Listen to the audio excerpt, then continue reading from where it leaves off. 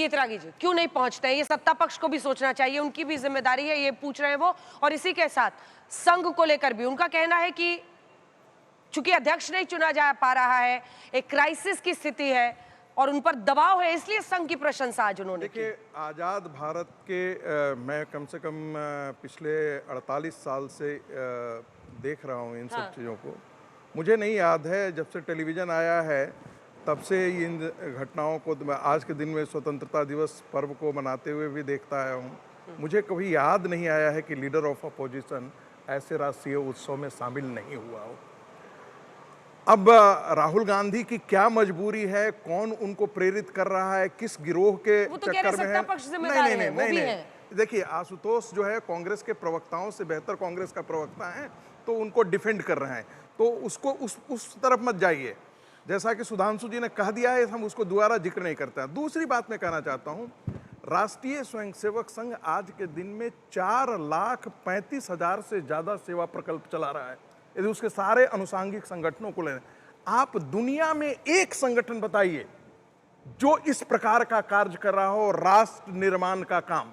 और बार बार मैं कह रहा हूं, उन संगठनों का हम गिना नहीं रहे हैं, हम उसकी तरफ जा नहीं रहे हैं। ऐसा संगठन जो यदि अपनी शताब्दी वर्ष मना रहा हो और उसके योगदान को कोई भुला नहीं सकता है। आज भारतीय जनता पार्टी का प्रधानमंत्री से लेकर के डिफेंस मिनिस्टर सारे उस वैचारिक अधिष्ठान से निकले हुए लोग हैं। आशुतोष जी, प्रधानमंत्री ने तो इससे पहले भी बोला, संसद में कहा था कि मैं स्वयं सेवक हूं और मुझे इस बात पर गर्व है। एक चीज और जिक्र कर देना चाहता हूं, मुझे लगता है आज का जो प्रधानमंत्री का संबोधन था राष्ट्र के नाम, वो एक अद्भुत संबोधन है। इसलिए क्योंकि अभी पिछले 4-5 महीनों से जितने भी प्रश्न खड़े किए जा रहे थे, मुझे लगता है इस संबोधन में उन सारे प्रश्नों का उत्तर है। दो बातें बड़ी स्पष्ट हो रही। एक, 11 साल में प्रधानमंत्री ने क्या, उनकी सरकार ने किया है, क्या स्वरूप भारत का बदला है, विरासत, वैभव दोनों और सांस्कृतिक वैभव को लेकर के वो एक चित्रित किया है। दूसरी बात, एक आत्मनिर्भर भारत कैसे आने वाले दिनों में बनेगा, उसका एक रूपरेखा खींचा है भारत। और देश की जनता का एक ढंग से आह्वान किया है कि इस राष्ट्रीय मूवमेंट के साथ, जैसे गुरुदेव आपको टोकते हैं तब आप तेज बोलते हैं, ऐसे आप एकदम धीमी गति में। देखिए, ये जो मैंने संघ के संकट की बात की, जो अंदरूनी संकट की बात की, उसका कारण बहुत स्पष्ट है। एक तरफ मोहन भागवत है जो साफ तौर पर कहते हैं कि बिना मुसलमान के हिंदुत्व अधूरा है। एक तरफ मोहन भागवत है जो कहते हैं कि सबका डीएनए एक है। एक तरफ मोहन भागवत है जो साफ तौर पर कहते हैं हर मस्जिद में शिवलिंग क्यों खोजना। एक तरफ मोहन भागवत है जो लगातार मुस्लिम लीडरशिप के साथ आउटरीच करने की कोशिश कर रहे हैं। दूसरी तरफ देश के प्रधानमंत्री हैं, 2024 के समय में मुसलमानों को टारगेट करके उन्हें घुसपैठिया बनाने की कोशिश करते हैं। आज भी उन्होंने जिस तरह घुसपैठिया शब्द का इस्तेमाल किया, मुझे लगता है कि वो एक आत्मस्वीकारोक्ति भी उनके अंदर है। आत्मस्वीकारोक्ति भी इसी बात को लेकर यह है, क्योंकि आपने तो घुसपैठियों की पहचान करने के लिए असम में बाकायदा कार्यक्रम किया।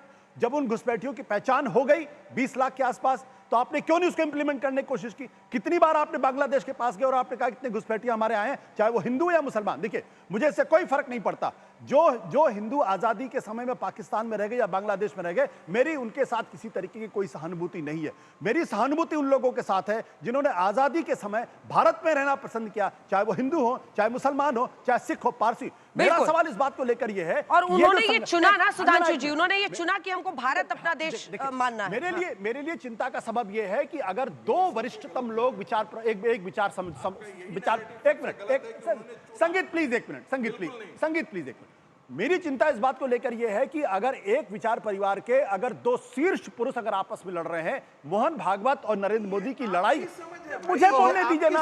हाँ, मुझे बोलने दीजिए, मैं तो नहीं कह रहा हूं आपकी समझ है, आपकी समझ। अरे मुझे तो बोलने दीजिए ना। तो मुझे इस बात को लेके चिंता होती है कि ये जो अंदरूनी संघर्ष है, कहीं ये कोई दूसरा रूप अख्तियार ना करे। ये वैचारिक संघर्ष भी है, ये सांगठनिक संघर्ष भी है, और ये व्यक्तिगत ईगो का भी मामला। सुधांशु जी, देखिए, जो आशुतोष जी ने बोला, प्रबुद्ध होकर एक बहुत गलत बात बोली कि जो लोग वहां रह गए उनके साथ कोई सहानुभूति नहीं है। सितंबर 1947 में महात्मा गांधी ने बाकायदा स्टेटमेंट दिया है कि जो हिंदू और सिख पाकिस्तान में रह गए हैं, वो जब भी भारत आना चाहें, भारत सरकार की जिम्मेदारी है कि वो उनकी सारी कुशल क्षेम करे। आने वाले वर्षों में भी जब भी आना चाहें, चूंकि वो वहां पर अपनी मर्जी से नहीं थे, वो इस विभाजन के पक्ष में नहीं थे। ये दिया गया। कांग्रेस कार्य समिति ने भी ये बात कही। और अगर उसके बाद भी कहें तो मुझे अटल जी की कविता की वह पंक्ति याद आती जो उन्होंने कहा था, जिनकी लाशों पर पग धरकर आजादी भारत में आई, वो अब तक हैं खाना बदोश, गम की काली आंधी छाई। हिंदू के नाते उनका दुख कहने में तुम्हें लाज है आती, तो सीमा के उस पार चलो सभ्यता जहां कुचली जाती। और जो भारत के बारे में कहा, मैं ईमानदारी से बता देना चाहता हूं, 1946 की कॉन्स्टिट्यूएंट असेंबली में जिस समय जो मुस्लिम सीट्स थी, आज के भारत में, मैं आज के पाकिस्तान बांग्लादेश की नहीं कह रहा हूं, 95% मुसलमानों ने पाकिस्तान बनने के पक्ष में वोट दिया। मोहम्मद अली जिन्ना भारत में की कॉन्स्टिट्यूएंट असेंबली में 46 में कहां से चुन के गया? लाहौर, कराची, रावलपिंडी से नहीं, ढाका और पेशावर और चटगांव से चुन के नहीं गया, वो मुंबई की बाइकुला सीट से 95% वोट के साथ चुन के गया। आज का यूनाइटेड प्रोविंस 73 में 64, आज का गुजरात और महाराष्ट्र, बॉम्बे प्रेसिडेंसी 30 में 30 मुस्लिम लीग, आज का साउथ इंडिया वो। और फिर मैं ऐसे हवा में नहीं बोल रहा हूं, जनवरी 9 मद्रास प्रेसिडेंसी 28 में 28, और सरदार पटेल ने जनवरी 48, 3 जनवरी 48 को कलकत्ता में बोला, भारत के अधिकांश मुसलमानों ने पाकिस्तान बनने के लिए वोट किया है। मैं नहीं मानता एक दिन में दिल बदल गया। सेम चीज 28 अगस्त 1947 को कॉन्स्टिट्यूएंट असेंबली में जब ये बात उठाई गई तो सरदार पटेल ने बहुत गुस्से में कहा, अब जो हो गया सो हो गया, अब ये मत कहो मुझे अलग कानून चाहिए, अलग स्थान चाहिए, अलग डायरेक्टरेट चाहिए, अब साथ मत आओ। इसलिए ये इतिहास का झूठ नहीं पढ़ाना चाहिए। मैं ये कह रहा हूं उसके बाद, अरे भैया हो गया। सरदार पटेल ने कहा, आशुतोष जी एक छोटा जवाब दे। बिल्कुल। आलोक जी आ रहे हैं। देखिए, और मैं एक और बात कहता हूं, एक मिनट देखिए, और एक मिनट में एक पूरी कर लूं फिर जल्दी से। और किसी को मेरी बात पे यकीन ना हो तो 28 अगस्त 1947 कॉन्स्टिट्यूएंट असेंबली की डिबेट, मुस्लिम लीग के सदस्य के ऊपर सरदार पटेल का जवाब अभी जाइए, पार्लियामेंट की वेबसाइट के ऊपर अवेलेबल है, कॉन्स्टिट्यूएंट असेंबली में पेज नंबर 270-72 के आसपास जाके देख लीजिएगा। झूठ का पर्दा फाश हो जाएगा। कम से कम स्वतंत्रता दिवस वाले दिन झूठ नहीं बोलना। आशुतोष देखिए, छोटा सा फिर आलोक जी बोलिए। मुझे लगता है कि सुधांशु जी थोड़े इतिहास के विद्यार्थी एक चीज भूल जाते हैं। जब पाकिस्तान का प्रस्ताव पारित हुआ, उसके विरोध में दिल्ली चलो का जो नारा आया था, उसमें अल्लाह बख्श सिंह ने जो रैली की थी, वो जिन्ना की किसी भी रैली से सबसे बड़ी रैली थी। और ये दुर्भाग्य की बात है कि इस बात की ओर इशारा नहीं करते कि जो नॉर्थ इंडिया के से जो मुसलमान यहां से गए, सिर्फ 2% मुसलमान वहां गए थे। और आज की तारीख में आप ये क्यों भूल जाते हैं कि जिस पाकिस्तान का प्रस्ताव पारित किया, देख अब मैंने आपको बीच में नहीं, संगीत जी प्लीज, संगीत जी प्लीज, संगीत जी प्लीज, मुझे आपके हर बात, संगीत अगर आपको लड़ाई करनी है आप सड़क पे जाइए सर, स्टूडियो में जगह नहीं है। Let him complete. आप हाथ उठाइए, उन्होंने हाथ उठाया। देखिए बार-बार सर उन्होंने हाथ उठाया ना, उनको मौका मिला, आप हाथ उठाइए बात क्या है कि जिस 1940 में जिस पाकिस्तान का प्रस्ताव पारित करने वाला जो शख्स था, उसके साथ श्यामा प्रसाद मुखर्जी बैठ के सरकार बना रहे थे। और जब क्विट इंडिया मूवमेंट चला, फिर आप गलत है। नहीं देखिए, ऐसे डिबेट नहीं हो सकती। नहीं बोलता हूं, जल्दी से 2 लाइन में पूरी कीजिए। सवाल पूरा कर लेंगे, उसके बाद जवाब देते हैं। श्यामा प्रसाद मुखर्जी जब बंगाल के फाइनेंस मिनिस्टर थे, अंग्रेज गवर्नर को उन्होंने चिट्ठी लिखी जो आज भी लोगों के सामने उपलब्ध है, कोई भी जाके छात्र पढ़ सकता है, जिसमें उन्होंने कहा क्विट इंडिया मूवमेंट को कैसे क्रश करना है, इसका वो सिद्धांत दे रहे थे। वो श्यामा प्रसाद मुखर्जी बोले, एक साथ जवाब दीजिएगा। मैं सवाल पूछना चाहता हूं, मैं दोनों से लूंगी तो बोलने दीजिए। क्विट इंडिया मूवमेंट पे आज बहुत अच्छा, क्विट इंडिया मूवमेंट का विरोध तो डॉक्टर अंबेडकर ने भी किया था। जरा बोल क्या कर उन्होंने दिखाया अंग्रेजों को चिट्ठी लिखी थी? अरे कौन क्विट इंडिया मूवमेंट पार्टीशन उन माय थॉट्स ऑन पाकिस्तान देखो आप। हो गया, एक लाइन बोल लिया आपने, प्लीज। पूरा देश जानता है भारत छोड़ो आंदोलन का आरएसएस ने किस तरह से पीछे से छुरा घोंपने का काम किया था अंग्रेजों के साथ मिलकर। लेकिन आज का विषय वो नहीं, आज का विषय जो है वो मोदी जी की स्पीच है। मोदी जी हर बार भाषण में, आज उन्होंने एक नया 2035 का आंकड़ा दे दिया, 2047 का, और तमाम आंकड़े इस तरह के दे देते, पिछले आंकड़ों पर ध्यान नहीं देते। आज उन्होंने 1 लाख करोड़ रुपए की कोई योजना का ऐलान कर दिया है। अरे महाराज, 1 लाख करोड़ रुपया बजट में कहीं रखा था आपने बजट में भी ऐलान किया था 15 अगस्त को, फिर वही ऐलान कर रहे हैं आप। ये ऐलान करना बंद कीजिए आप। सबसे पहली चीज, न्यू नॉर्मल की बात की, जिस न्यू नॉर्मल में ट्रंप सीज फायर कराता है, रूस से जो कच्चा तेल आता है उससे हमारे व्यापारी मुनाफा लेते हैं, और टैक्स जो भुगतना पड़ता है वो आम जनता को भुगतना पड़ता है। न्यू नॉर्म है कि पहली बार देश का प्रधानमंत्री लाल किले की प्राचीर से लोगों को डराकर वोट मांगने का काम करता है। पुलवामा की जांच कहां तक पहुंची देश को नहीं पता, पहलगांव पे मुझे वोट दे दीजिए। आज न्यू नॉर्म यह है कि मणिपुर का मैं नाम नहीं लूंगा, इलेक्शन कमीशन मेरी चोरी की सरकार बनाएगा, पंचायत चुनाव की 5 ईवीएम सुप्रीम कोर्ट में खोलने पड़ेंगे और नतीजे बदल जाएंगे, लेकिन पूरा देश और पूरी बीजेपी इलेक्शन कमीशन को डिफेंड करे, बीजेपी के साथ खड़ी हो जाए। न्यू नॉर्म यह है कि आप पूरी तरह से ऑल पार्टी मीटिंग से भाग जाएंगे, राज्यसभा में जवाब नहीं देंगे, आप एक प्रेस कॉन्फ्रेंस 11 साल में नहीं करेंगे। आप बताइए कि आप डेमोग्राफी की बात आज कर रहे हैं, जनगणना क्या वो नवाज शरीफ आके कराएगा? यहाँ आपकी सरकार को 11 साल हो गए। अरे भाई कोई सा भी हो, नवाज शरीफ मोदी जी का ज्यादा अच्छा मित्र है। अरे भाई मोदी जी का ज्यादा अच्छा मित्र वही है पुराने वाला, उसे बिना बुलाए बिरयानी खाने पहुंच गए थे वहां। इसलिए मैं कह रहा हूं जनगणना मैं नहीं कराऊंगा। अरे भाई जनगणना मैं नहीं कराऊंगा, लेकिन डेमोग्राफी चेंज की बात करूंगा, क्योंकि मुझे हिंदू मुसलमान करना है। सुदर्शन चक्र की और कृष्ण भगवान की बात करूंगा। कृष्ण भगवान ने अर्जुन से कहा था कि सामने दुष्ट खड़े हैं, धर्म तुम्हारी तरफ है, अधर्म सामने है, गांडी उठाओ और मारो। सरेंडर नहीं किया था ट्रंप के कहने से, मोदी जी ने ट्रंप के कहने से सरेंडर किया और अधर्म का साथ दिया, पाकिस्तान का साथ दिया मोदी जी ने। क्यों दिया आज तक देश को नहीं पता है। इसलिए ये जो 103 मिनट का जो आत्मनिर्भर बनने की बात का भाषण दिया गया, मोदी जी 5 किलो राशन देकर आप कह रहे हैं कि मुझे वोट दे दो और आत्मनिर्भर भारत की बात करते हो। 5 किलो राशन के पैसे आप पर कैपिटा इनकम में जोड़कर पर कैपिटा इनकम के आंकड़े बनाते हो और आत्मनिर्भर भारत की बात करते हो। 17% से जीडीपी में कंट्रीब्यूशन सेकेंडरी सेक्टर का घट के 16% हो गया। मेक इन इंडिया की धज्जियां उड़ गई और उसके बाद आप आत्मनिर्भर भारत की बात करते हो। ठीक है, चलिए सुधांशु जी जवाब दीजिए। रोजगार योजना के लिए 1 लाख करोड़ से 10 गुना इंपोर्ट बढ़ गया। 1 lakh crore, make in India की बात 1 लाख करोड़ से लेकर पाकिस्तान, ट्रंप, सब पर उन्होंने प्रश्न मुझे जवाब दीजिए। किसी दिन तो कोई दूसरा टॉपिक होना चाहिए बात करने के लिए, वही घिसे डिजिटल डाटा के जमाने में जरा देख लें। अब मैं जवाब बात कर रहे हैं, उतनी बातों को हम कितनी बार जवाब दे चुके हैं। मैं फिर कहना चाहता हूं, सरेंडर सरेंडर कह रहे हैं। सरेंडर का वर्ड तो पाकिस्तान के रक्षा मंत्री, प्रधानमंत्री और आसिम मुनीर ने नहीं यूज किया, हाफिज सईद मसूद अजहर ने नहीं यूज किया। ये हाफिज से बड़े मुहाफिज बन गए आतंकवादियों के, सरेंडर सरेंडर बोल रहे हैं। अब ये मैं आज नहीं बोलना चाहता था, मगर क्या करें, कुछ बोलने के लिए है ही नहीं, तो अनाप शनाप। अभी क्या बोले नवाज शरीफ, मैंने कहा भाई आज तो प्रधानमंत्री शहबाज शरीफ है। अरे हाँ कोई भी हो, मतलब मोदी जी को गरियाने के लिए कोई भी चलेगा, किसी का भी कर ले। मेरे विचार से कुछ थोड़ा समझ, जनगणना में जवाब देता हूं। अब सुनिए, इनको घुसपैठियों की जांच नहीं करनी है, वो गणना नहीं होनी चाहिए। कांग्रेस करेगी क्या भाई? सरकार करेगी ना। 11 साल में कितनी जांच? फिर बीच में बोलने लगे। अब मैं बता रहा हूं, सुनिए, मगर इन्हें लड़ाना है उत्तर और दक्षिण में। इनके मंत्री बोले थे कर्नाटक के कि उत्तर वाले कम टैक्स देते, दक्षिण वाले ज्यादा, तो पूछा पत्रकार ने अलग होना चाहिए? हाँ अलग होना चाहिए। तेलंगाना के इनके सीएम ने बिहार वालों के लिए क्या बोला, उस पर लड़ाना है। तमिलनाडु के मंत्री ने, मैं किसी काम को छोटा नहीं बोलता, कहा बिहार वाले तो यही काम करने के लिए आते हैं, सफाई के लिए, तब इन्होंने लड़ाना है। और सुनिए, अब वो आ रही है दीदी जो कह रही है कि बंगला के नाम के ऊपर लड़ाना है, मराठी के नाम पे लड़ाना है, तमिल के नाम पे लड़ाना है, जात के नाम पे लड़ाना है, उत्तर दक्षिण में लड़ाना है। भारत तेरे टुकड़े होंगे इंशाअल्लाह, ऐसे थोड़ी होना है।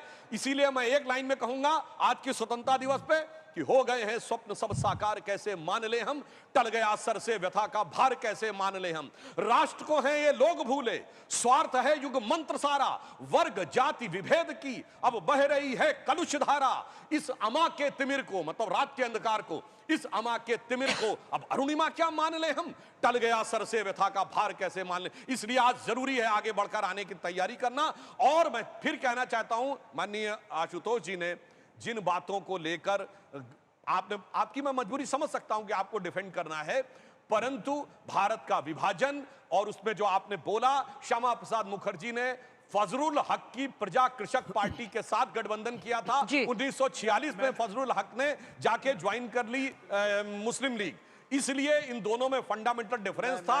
और अगर आप ये कहना चाहते हैं तो 2 सितंबर 46 को नेहरू प्रधानमंत्री की शपथ लेते हैं अंतरिम सरकार में। किसकी निष्ठा की शपथ ली? क्वीन की निष्ठा की शपथ ली, यूनियन जैक झंडे के नीचे वेवल के द्वारा शपथ ली। और जब भारत ने 15 अगस्त 27 शपथ ली, क्यों माउंटबेटन ने शपथ दिलाई? जिन्ना ने माउंटबेटन से शपथ नहीं ली, आपने क्यों माउंटबेटन से शपथ ली? और उस समय भारत का एयरपोर्ट चीफ कौन था? अंग्रेज। आर्मी चीफ अंग्रेज, नेवी चीफ अंग्रेज, 1949 तक अंग्रेज रहा।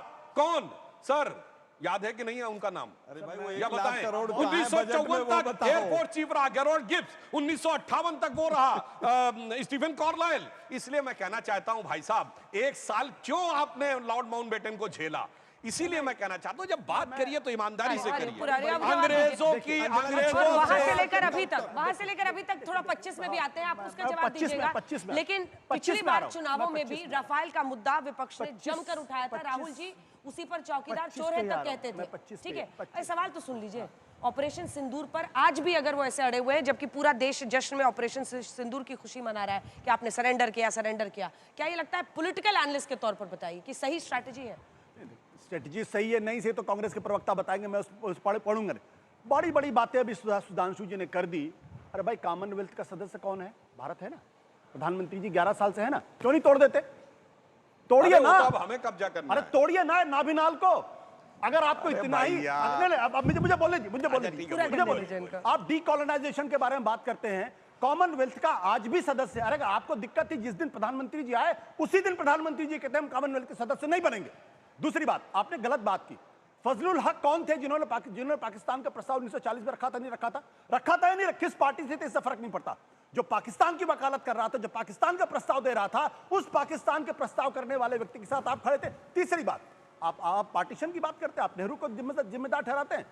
अरे बाबा साहब अंबेडकर की किताब पढ़ लीजिए, और उसके अगर नहीं आपको मालूम है तो लाला लाजपत राय की 1924 में दी गई कर दिए कि हिंदुस्तान के 4 टुकड़े होने चाहिए। कहा था या नहीं कहा था लाला लाजपत? 1924 के अंदर 4 की बात की थी। तो लाला लाजपत राय कौन थे? कांग्रेस के अध्यक्ष थे भाई। 1 मिनट, लाला लाजपत राय आपके भी आराध्य हैं। अध्यक्ष थे 1920 में, कांग्रेस के अध्यक्ष थे। आपके भी आराध्य और कांग्रेस से ज्यादा आपके आराध्य। 24 में नहीं थे, 20 में महत्वपूर्ण सवाल अध्यक्ष क्या है कि आपको नेहरू को गाली देना है, आपको गांधी को गाली देना है, और आप लोग गांधी वध की बात करते थे। कह दिए, दिल पे हाथ रख के नहीं कहते थे आप लोग? क्यों सरदार पटेल ने सरदार क्या? मैं ऐसे किसी संगठन का सम्मान नहीं कर सकता, डंके की चोट पर कहता हूं कि आज जिस गांधी जी की हत्या के बाद जिनके ऊपर सरदार पटेल ने बैन लगाया था, जिनके लोगों को गिरफ्तार किया था, मैं कभी उनका सम्मान नहीं कर सकता। आप इसका जवाब दे दूं? सुनिए, मैं करूंगा, मगर मैं उस संगठन का सम्मान कर सकता हूं जिसने देश को विभाजित किया, इंडियन यूनियन मुस्लिम लीग। इनको ने कहा, कांग्रेस ने कहा जमाते इस्लामी के लोग कांग्रेस ज्वाइन कर सकते हैं, आरएसएस के नहीं। ये सैयद हुसैन सोहरावर्दी जिसने खड़े होकर कत्लेआम कराया, उसका सम्मान कर सकते हैं। वो पाकिस्तान के लोग जिन आतंकवादियों ने आके कहा कि भारत तेरे टुकड़े होंगे इंशाअल्लाह, उसका सम्मान कर सकते हैं। इनके लिए हाफिज साहब है, सुनिए ओसामा जी है, इशरत बेटी है, और अफजल के साथ जुडिशियल किलिंग हो रही है, याकूब मेनन भटका हुआ नौजवान है, और सबका सम्मान है। अरे यासीन मलिक का प्रधानमंत्री कार्यालय में सम्मान है, जिसने एयरपोर्ट के अधिकारियों को। मगर सुनिए, मैं 1 मिनट पूरी बात, हिंदू मुसलमान नहीं करते। हमारे प्रधानमंत्री जी ने वीर अब्दुल हमीद के परिवार को बुलाकर सम्मानित किया। हम भारतीय जनता पार्टी ने डॉक्टर कलाम को राष्ट्रपति बनाया। आज बिहार के गवर्नर आरिफ मोहम्मद खान से बना बड़ा आलिम फाजिल मुसलमान आप ढूंढ के नहीं ला सकते। इसीलिए अंतर है आपको कट्टरपंथियों का। और इसीलिए मैं लास्ट में एक और बात कह दूं, जिनको इतिहास में लुटेरा महान दिखता था, उन्हें ही ऑपरेशन सिंदूर में भारत का नुकसान दिखता था। छोटा सा जवाब, अंजना जी बहुत छोटा सा जवाब। देखिए, मैं फिर इस बात को कहता हूं कि उनको याद दिलाना चाहता हूं, चेन्नई 1949 में जो सरदार पटेल ने आरएसएस के बारे में कहा था, ये लोग बलपूर्वक इस देश के ऊपर हिंदुत्व को करना चाहते हैं। ये राजनीतिक बहस चलती रहेगी। आप जश्न मनाइए और बहुत शुभकामनाएं आपको स्वतंत्रता दिवस की।